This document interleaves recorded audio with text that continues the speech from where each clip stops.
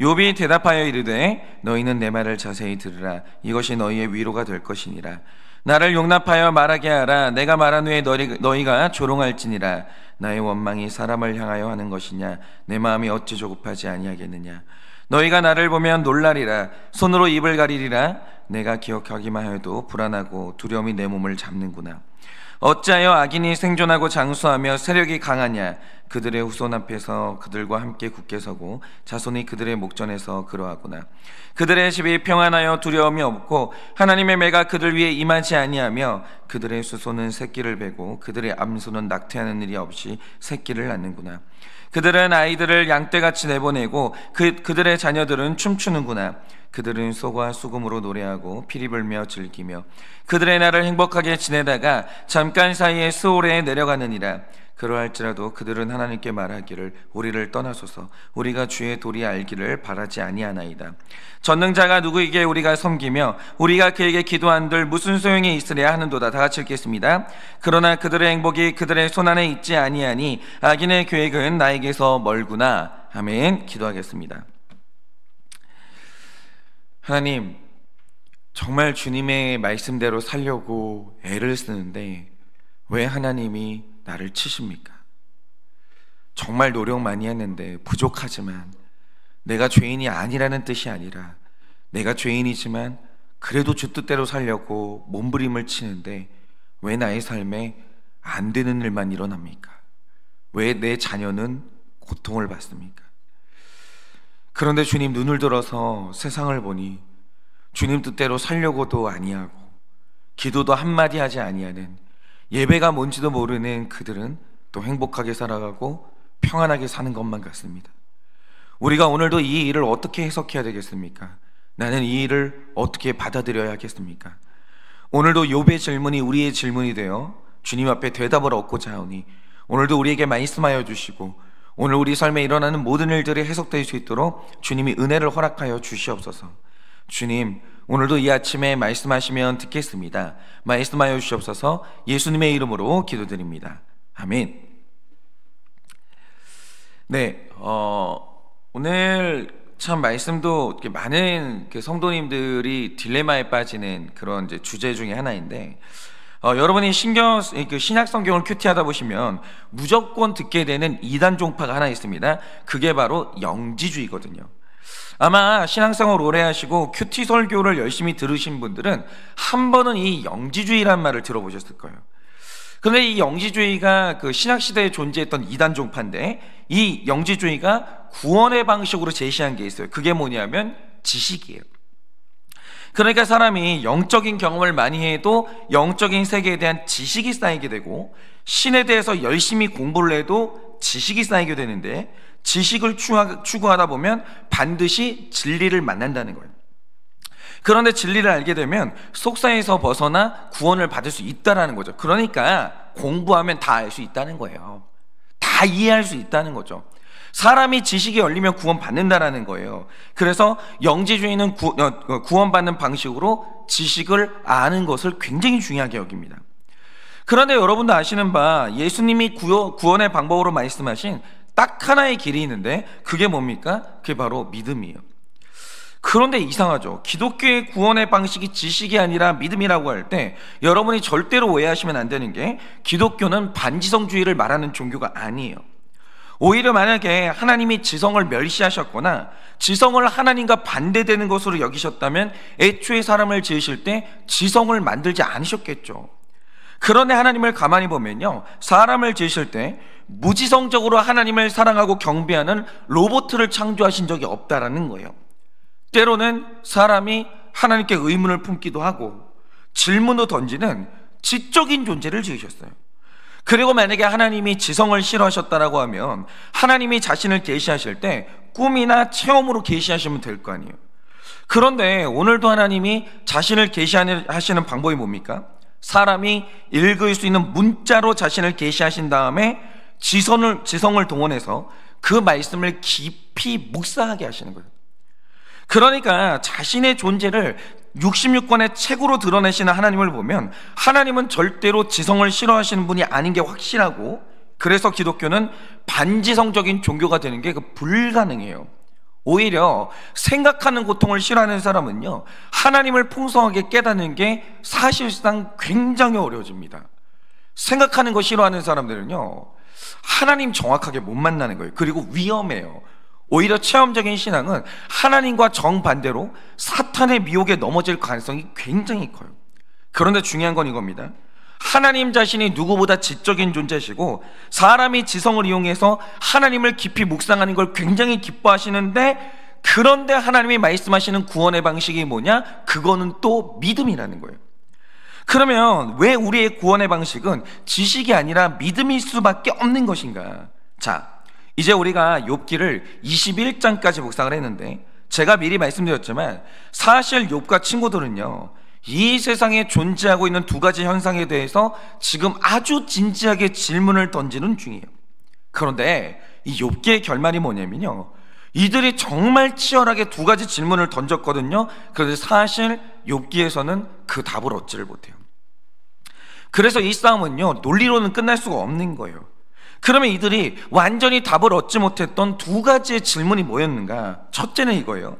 도대체 왜 하나님을 경외하는 신실한 그리스도인들에게 이 땅에서 고난을 허락하시냐? 이거예요. 이거 너무 중요한 질문이에요. 안 믿는 사람이 고난당했다, 심지어는 악인이 고난당했다, 질문 자체가 성립이 안 되는 거죠. 그런데 욥기의 질문이 뭐냐?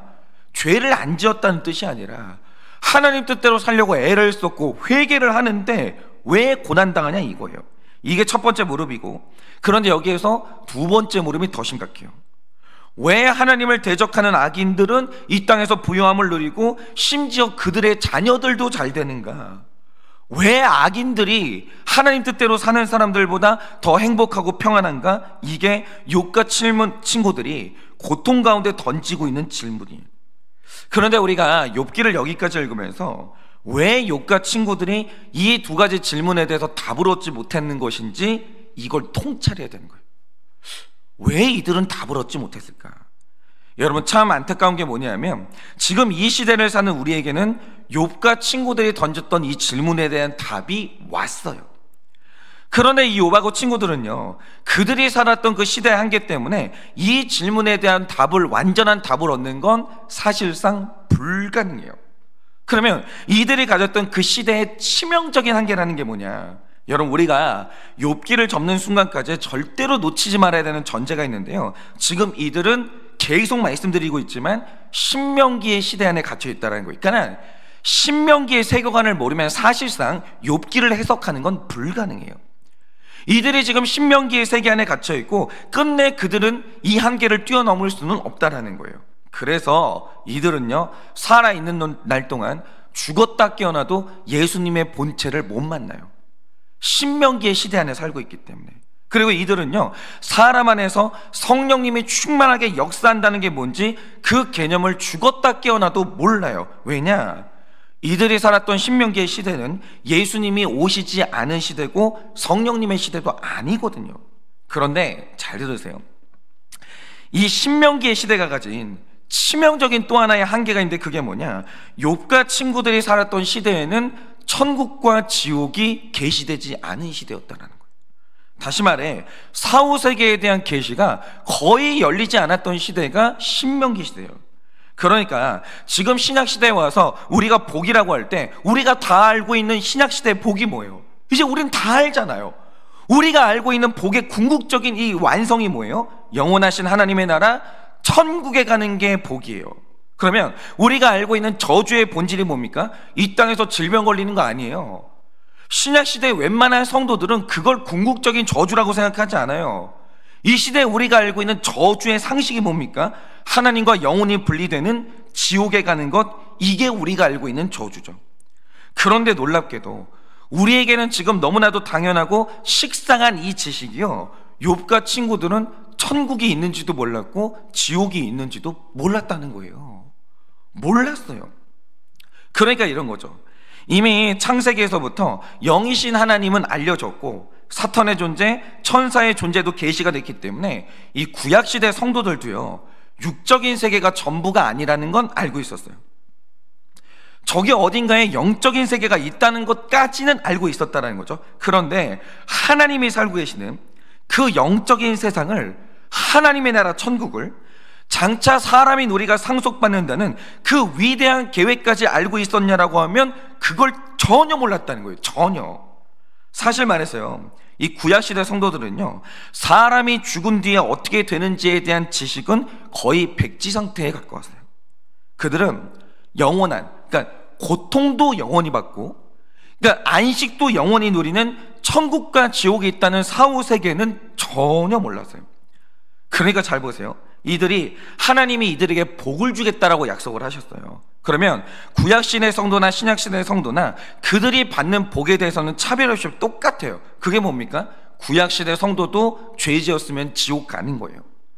구약시대 성도도 하나님 믿었으면 천국 가는 거예요. 사실상 그들이 받는 복은 똑같아요. 그런데 욥과 친구들은요, 하나님께서 복을 주겠다는 약속은 받았는데 그 실체가 죽음 너머의 천국이었다는 사실까지는 몰랐다는 거예요. 우리는 아는데 그들은 몰랐다는 거죠.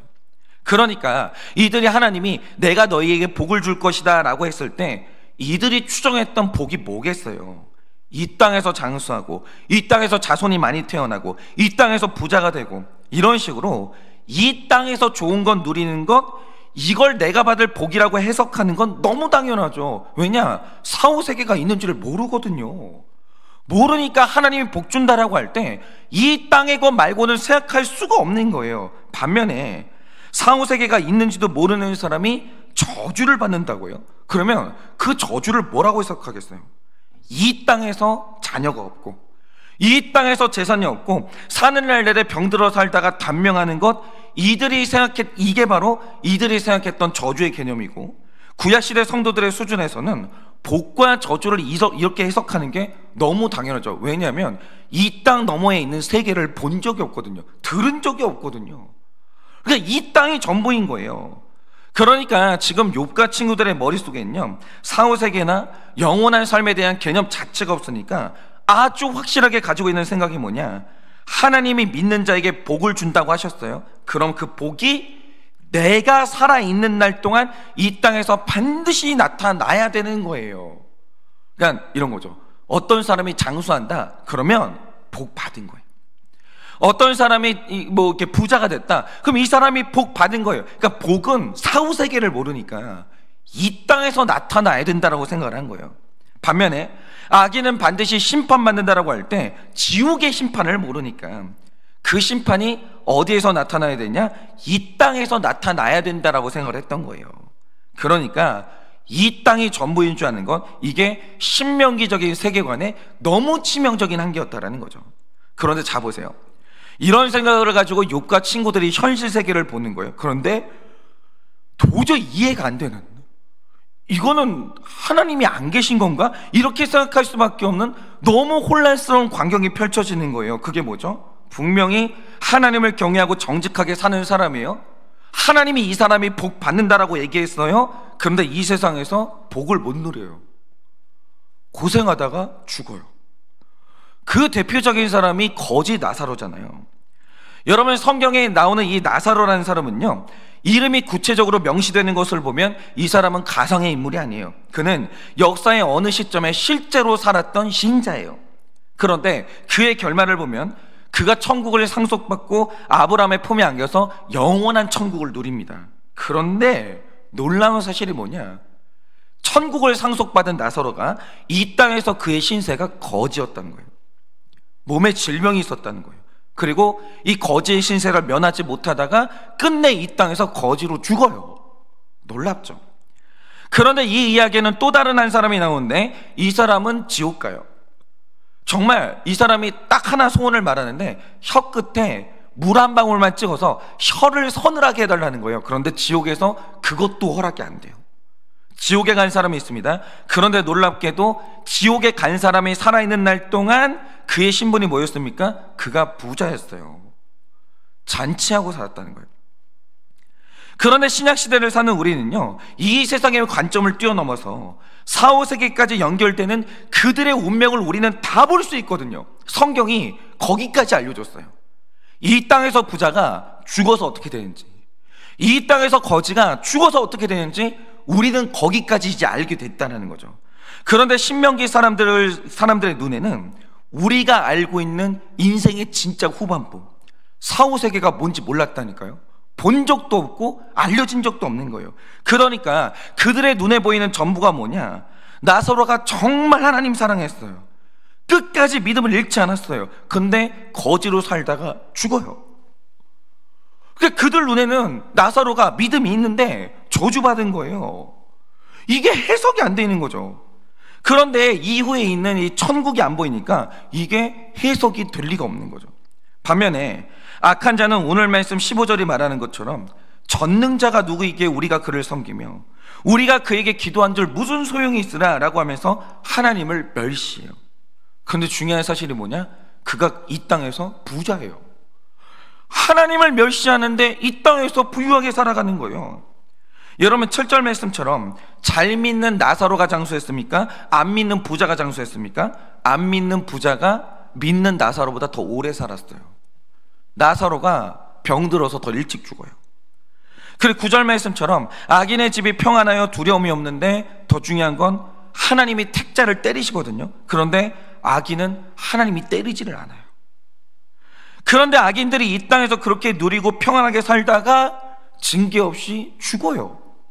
장수하다가 배부르게 살다가 죽어요. 그러면 이런 광경을 보면요, 구약시대 사람들은 감당이 안 될 정도로 시험이 드는 거예요. 분명히 하나님 말씀하셨거든요. 악인은 저주받는다, 의인은 복받는다. 근데 이들 눈에 보이는 게 뭐냐? 의인은 이 질병에 걸려서 죽어요. 악인은 부자로 살다가 평안하게 죽어요. 이게 뭐냐라는 거죠. 근데 이게 시험 드는 이유가 뭐냐면 사후세계가 안 열리는 거예요. 악인들이 이 땅에서 그렇게 징계를 피하고 부자로 살았는데 지옥에 갔다는 게 안 보이는 거예요. 의로운 사람들이, 하나님 믿는 사람들이 이 땅에서 그렇게 연단받다가 고생하다가 죽는데 죽어서 천국 가는 게 안 보이는 거예요. 거기까지 안 보이니까 이 사람들이 지금 너무너무 시험을 드는 거죠. 그러니까 우리가 이걸 보면서 알 수 있는 중요한 사실이 뭔지 아십니까? 여러분, 욥과 친구들은요, 천국과 지옥을 알고자 노력을 하고 깊이 사모해도 미안하지만 몰라요. 왜냐? 그들이 하나님을 사랑하지 않거나 그들이 구원받지 못해서가 아니라 그들이 살았던 시대는 이 계시가 허락되지 않았어요. 그래서 알미 전부가 아니라는 거예요. 믿음으로 구원받는 거예요. 우리에게는 모든 게 열리지 않았기 때문에 결국에는 최종적으로 믿음으로 구원받는 게 맞다라는 거죠. 그리고 그렇기 때문에 이들이 눈앞에 나타나는 현상, 그러니까 믿는 자는 징계를 받고 고난을 받는데 악인은 평안하고 부자로 사는 이 현상이 도무지 해석되지 않는 게 너무 이해가 되는 거죠. 그런데 참 재미있는 게 뭐냐면 우리한테는 다 열렸어요. 이 땅에서 평안하게 살았던 부자가 사후세계로 넘어가서 어떻게 되는지 우리는 봤고, 이 땅에서 고통받고 거지로 살았던 나사로가 이 죽어서 사후세계에서 천국으로 가는 장면도 우리에게는 그 계시가 다 열렸어요. 그런데 지금 이 시대를 살면서도 천국과 지옥의 존재를 믿지 못해서 정말 이 땅 가운데서 시험 들고 있는 사람들이 얼마나 많은 줄 아십니까? 그런데 여러분, 욥과 친구들이 보여주는 것처럼 한 사람의 인생에서 천국과 지옥이 믿어지고 열린 것과 그 세계가 열리지 않은 것의 차이가 어마어마한 차이라는 거예요. 이거는 어마어마한 차이. 그러니까 제가 어릴 때 저희 아버지가 어린 저한테 하신 말씀이 있어요. 가끔 가다가, 물론 이제 저희 아버지도 자기 의 때문에 그런 말씀을 하신 건데, 이런 말씀을 하시는 거죠. 어떤 목사님들이 돈 욕심에 넘어져요. 음란에 넘어져요. 그럼 저희 아버지가 저를 앉혀놓고 그런 말씀을 하신 거예요. 과연 저 사람들이 천국 믿을까? 과연 저 사람들이 지옥 믿을까? 아빠는 모르겠어. 아빠는 모르겠어. 그러는 거예요. 여러분, 오늘 내 삶에 진짜로 여러분이 한번 물어보세요. 여러분은 천국 믿으세요?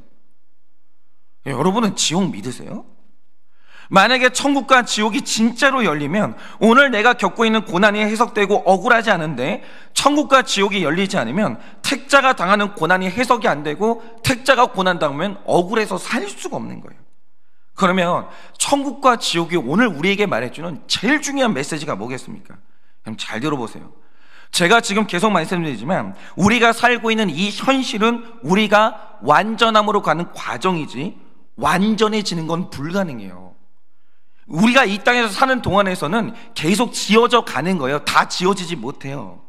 그런데 우리가 죽음 너머로 넘어가게 되면 바로 거기에서 우리는 완성되고 완전해지는 거예요. 그 상태가 확정이 되는 거죠. 그러니까 지금 우리가 살아가는 이 땅의 삶이라는 건 우리가 하나님의 백성으로 완성되는 시간이 아니라 하나님의 백성으로 만들어져가는 시간이에요. 계속해서 우리는 그런 시간을 살고 있는 거예요. 그러면 우리가 이 땅에서 만들어지는 과정을 보낸다라고 할 때 그러면 어떤 일이 일어나겠습니까? 여러분이 백화점의 금반지를 생각해 보세요. 이 백화점의 금반지 상태는요, 반지가 완성된 상태예요. 그러면 완성된 반지는 어떻게 취급합니까? 안전하게 보석 상자에 넣어서 평안하게 보관하면 되는 거예요. 완성되면 그렇게 되는 거예요. 천국은 그렇게 되는 거예요. 천국은 완성되기 때문에 그 천국에서는 그렇게 사는 거죠. 그런데 제가 유튜브 영상을 보면서 금반지 하나가 만들어지는 과정을 봤거든요. 이게 정말 치열해요. 이게 보통 복잡하고 힘든 게 아닌데, 일단 여러분 알듯이 불순물이 섞인 이 금의 원석을 계속 녹여요. 계속 시뻘건 물이 될 때까지 계속해서 녹이고 태우는데 불순물이 날아갈 때까지 태우는 거예요. 그러면 그 순수한 금의 액체 상태의 금을 금반지 모양이 있는 틀에 부어요. 그러면 이제 얼추 모양이 갖춰질 거 아닙니까? 그럼 이제 그거를 두드리기 시작해요. 갈아요. 예전에는 두들겼지만 요즘에는 웽 돌아가고 있는 기계가 있잖아요. 거기에 갈아요. 그러면 불꽃이 튀기면서 갈려요. 막 엄청 고통스럽게 갈리는 거예요. 막 갈리는 거예요. 모난 데가. 그럼 이제 그 다음에 약품을 바른 다음에 헝겊이 둘러진 기계에 계속 문질러요. 계속. 그럼 드디어 광이 나기 시작해요. 그 과정을 거쳐서 겨우 금반지 하나가 만들어지는 거죠. 그런데 완성된 후에는 평안하게 안식하면 되지만 지어져가는 과정에서는 원래가 복잡하고 너무나 고통스러운 연마와 연단의 과정이 있다는 거예요. 그런데 그 과정 없이 지어져가는 이렇게 백화점으로 들어가는 보석은 없다라는 거죠. 왜요? 상품성이 없거든요.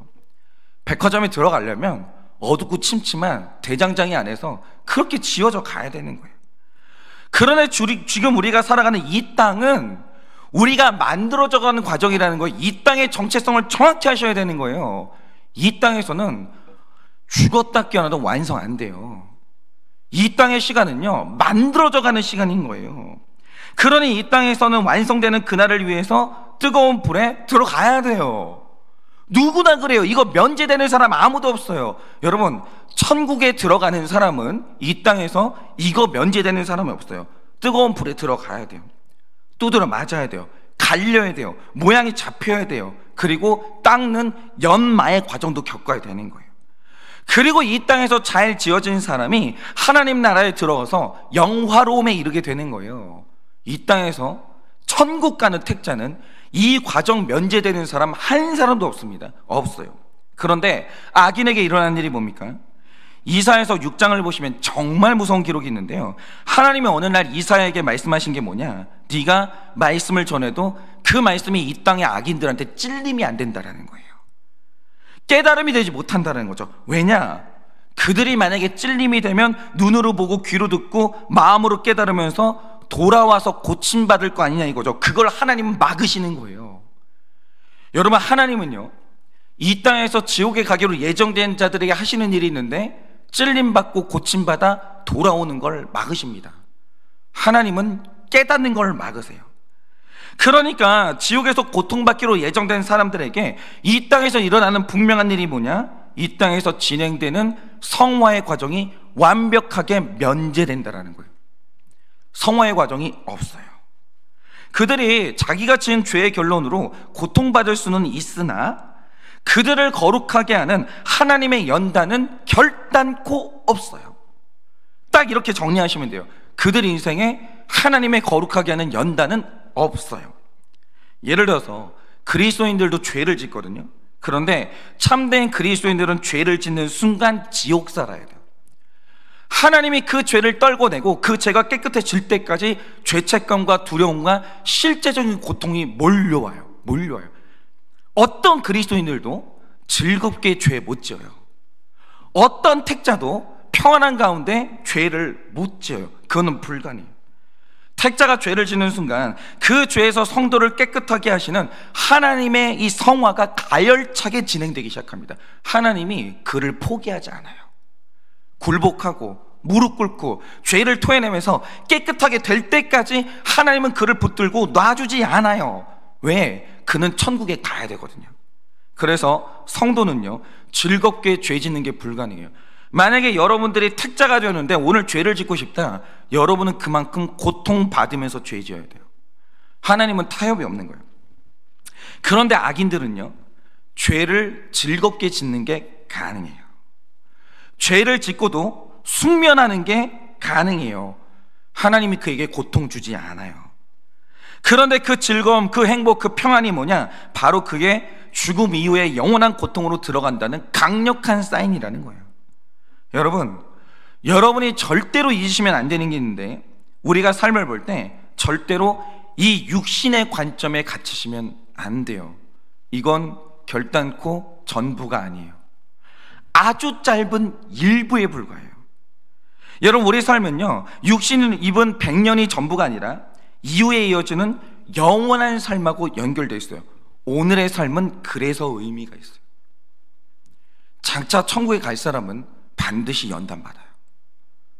정말 하나님이 그를 깎으시는 이 연마의 과정으로 들어갑니다. 하나님이 그를 닦으시는 이 귀한 과정으로 들어가요. 이 땅에서는 신자는 그렇게 살아야 돼요. 죄 짓잖아요. 고통받아야 돼요. 징계받아야 돼요. 어쩔 수가 없어요. 그리고 하나님은 끝내 그를 아름답게 만들어 내신 다음에 천국에 보내서 그를 완성시키는 거예요. 오늘의 삶은 그 천국하고 반드시 연결되어 있다는 거죠. 그래서 하나님이 복 주신다라고 할 때 복은 여기서 다 실현되지 않아요. 그러니까 그리스도인들이 이 땅에서도 즐거운 일 되게 많아요. 이 땅에서 하나님이 주시는 복도 있어요. 근데 중요한 게 뭐냐? 하나님이 주신다는 그 복이 이 땅에서 다 실현되지 않아요. 그리고 반대로 하나님이 어떤 사람을 저주한다라고 할 때 그 저주도 이 땅에서 완성되는 게 아니라는 거예요. 그걸 통찰하셔야 되는 거예요. 하나님의 저주도 저 세상에서 완성되는 거예요. 여러분, 히틀러가 죽을 때 다 처벌받았어요? 아니요. 히틀러는 비겁하게 도망갔어요. 자살해서 도망갔죠. 그가 무슨 판결을 받았어요? 600만 명이나 죽여놓고 그가 무슨 판결을 받았어요? 무슨 비난을 받았어요? 안 받았죠. 그는 이게 독일의 총통으로 그렇게 높임을 받다가 자살해서 도망갔어요. 그런데 그 후에 어떻게 됐냐? 그의 징계가 지옥에서 영원히 완성됐습니다. 아무도 못 봤습니다. 나의 복의 완성도 천국에서 이루어지는 것이고, 어떤 사람의 징계도 천국의 그 지옥에서 완성되는 거예요. 이 땅에서는 축복도 완성되는 게 아니고 저주도 완성되는 게 아니라는 거예요. 이 천국과 지옥이 열려야 돼요. 그러므로 영원히 복받을 사람이 이 땅에서 연단받다가 죽을 수 있어요. 그리고 지옥에서 영원히 고통받을 사람이 이 땅에서 부자로 살다가 행복하게 죽는 것도 가능해요. 그런데 욥이 이 지식이 없는 상태에서 하나님을 붙들려면 그건 지식이 필요한 게 아니에요. 그 다음부터는 믿음이 필요한 거예요. 내가 아는 하나님은 거룩하고 정의로우신 분인데, 그런데 그 하나님이 악인을 편하게 놔둬요. 내가 아는 하나님은 정확하신 하나님인데 그가 믿는 신자를 고통 가운데 두시는 거예요. 그 다음부터는 믿음의 영역인 거예요. 하나님은 뜻이 있어요. 하나님이 그렇게 하시는 건 이유가 있는 거예요. 여러분, 우리들도 지금 우리가 살아있는 동안에는 천국과 지옥을 눈으로 볼 수 있는 사람은 없어요. 그래서 신앙생활의 정점은 오늘도 지식이 아니라 증거가 아니라 믿음이에요. 여러분, 천국이 있습니다. 여러분, 지옥 있습니다. 그래서 저는 저희 부모님을 정말 사랑하는데, 저희 부모님은 이 땅에서 목회를 성공하신 적은 없어요. 저희 부모님은 이 땅에서 살아계시는 날 동안 가난한 목회자로 살았고 그렇게 목회를 끝내셨어요. 그런데 애통하지 않아요. 왜냐하면 저희 아버지 어머니가 신실하게 살았기 때문에 저희 어머니 아버지가 받을 영원한 천국은 이미 확정되어 있거든요. 그러면 되는 거예요. 그러면 되는 거예요. 그러니까 저는 하나 확신하는 게 있어요. 저희 어머니 아버지는 100% 천국 갈 분들이에요. 그러지 않을 리가 없죠. 신실하게 살았는데. 여러분, 영원한 세계에 대한 믿음이 있으면 내 현실의 해석이 되지만 그 믿음이 없으면 해석이 안 되는 거예요. 여러분, 다시 말씀드립니다. 여러분이 가실 천국은 있어요. 그러니 연단 기쁘게 받으세요. 여러분, 죄인들이 갈 지옥은 있는 거예요. 그러니 악인들이 받는 누리는 어떤 그런 부요함, 평안함 부러워하지 마세요. 여러분, 반드시 천국과 지옥이 열려야 됩니다. 열리면 해석되고 해결돼요. 그러니 이 땅을 사시는 동안 죽음 너머에 있는 천국과 지옥이 믿어져서 오늘 내 삶의 모든 의미가 해석되는 여러분들 되시기를 예수님의 이름으로 축원합니다. 이 시간에 제가 기도하고 축도함으로 예배를 마치겠습니다. 기도하겠습니다. 하나님, 천국이 있음을 믿습니다. 주님, 지옥이 있음을 믿습니다. 하나님, 나의 영원한 복은 천국에서 완성되는 것이고 죄인들의 영원한 저주는 지옥에서 완성되는 것이기에 나는 이 땅에서 만들어져 가는 것으로 하나님께 감사하고자 합니다. 하나님, 이 땅에서 내가 다 누리지 못한다 할지라도, 내가 이 땅에서 모든 걸 가지지 못한다 할지라도, 나는 이 땅에서 죄인보다 더 오래 살지 못한다 할지라도 내가 받을 모든 복의 완성은 천국에서 이루어지는 것이기 때문에 죽은 주님, 내가 이 땅에서 믿음 지키고 거룩하게 살 수 있으면 그걸로 주님 되었습니다. 그것으로 주님 감사합니다. 그리고 정말 하나님을 알지 못하고 죄를 저지르며 사는 자들이 살고 있는 그 부유함과 평안한 삶을 부러워하지 아니하겠습니다. 하나님, 천국과 지옥을 믿고 오늘도 나의 삶을 해석하며 그렇게 아름답게 살아가는 우리가 될 수 있도록 주님, 천국과 지옥을 열어주시옵소서. 믿어지게 하여 주시옵소서. 지금은 우리 주 예수 그리스도의 은혜와 하나님 아버지의 그 크신 사랑과 성령님의 위로하시고 교통하여 주시는 그 역사하심이 오늘도 죽음 너머에 있는 천국과 지옥을 선명하게 믿어 오늘 나의 삶에 일어나는 모든 일들을 해석하여 해결하기를 원하는 사랑하는 모든 주의 종들의 머리 위에 지금으로부터 영원무궁토록 함께 있을지어다. 아멘.